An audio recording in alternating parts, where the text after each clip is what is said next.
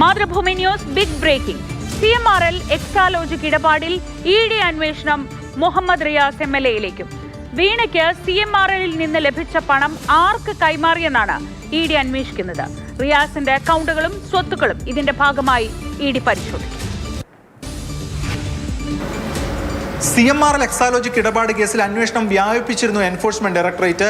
ഇതിന്റെ ഭാഗമായിട്ടാണ് വീണ ടിയുടെ ഭർത്താവായിട്ടുള്ള മുഹമ്മദ് റിയാസ് MLAയിലേക്കും അന്വേഷണം എത്തുന്നത്. റിയാസ് കൂടി അന്വേഷണ പരിധിയിലേക്ക് വരികയാണ്. പ്രധാനമായും ഈ CMRL നിന്ന് വീണയ്ക്കും എക്സാലോജിക്കിനും കിട്ടിയിട്ടുള്ള പണം 2.78 കോടി രൂപ.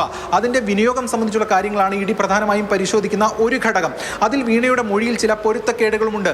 ആ വിനിയോഗത്തിന്റെ പൂർണ്ണമായിട്ടുള്ള കാര്യങ്ങളിൽ ഒരു മണി ട്രയലാണ് ED അന്വേഷിക്കുന്നത്. അതിന്റെ ഭാഗമായിട്ട് വീണയുടെ കുടുംബാംഗങ്ങളിലേക്കും അന്വേഷണം പോവുകയാണ്.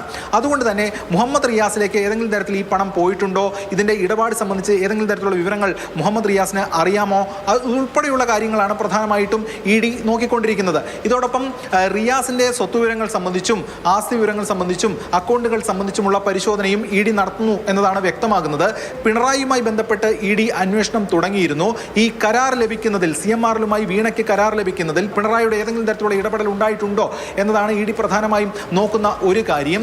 അതോടൊപ്പം അതിലൊരു കറപ്ഷൻ ആംഗിൾ ഉണ്ട് എന്ന നിഗമനം EDയെ സംബന്ധിച്ചിടത്തോളം ഉണ്ട്. അതുൾപ്പെടെയുള്ള കാര്യങ്ങൾ പരിശോധിക്കുന്നു. മാത്രമല്ല, ഒന്നാം പിണറായി സർക്കാരിന്റെ കാലഘട്ടത്തിൽ നടത്തിയിട്ടുള്ള ചില നടപടികൾ, ആ നടപടികൾക്ക് പ്രത്യുപകാരമായിട്ടാണോ വീണയ്ക്ക് കരാർ കിട്ടിയത് എന്ന കാര്യവും നോക്കുന്നുണ്ട്. ഇതിന് പുറമെയാണ് ഇപ്പോൾ മുഹമ്മദ് റിയാസിലേക്ക് കൂടി കാര്യങ്ങൾ എത്തിയിരിക്കുന്നത്. 2016 ഈ പറയുന്ന കരാറുകളിലേക്ക്, എഗ്രിമെന്റിലേക്ക് പോകുന്നത്. 16-17 കാലഘട്ടത്തിൽ, 17 മുതൽ 20 വരെയുള്ള കാലഘട്ടത്തിലാണ് ഈ പണം വീണയ്ക്ക് ലഭിക്കുന്നത്. വീണയുടെ വിവാഹം കഴിയുന്നത് 2020 ജൂണിലാണ്.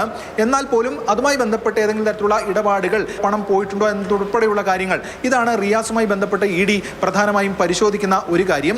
എന്തായാലും ഇപ്പോൾ CMRL ഉദ്യോഗസ്ഥരെയും അതുമായി ബന്ധപ്പെട്ട ആളുകളെയും ഒക്കെ തന്നെ ED വീണ്ടും വിളിപ്പിച്ചുകൊണ്ടിരിക്കുകയാണ്.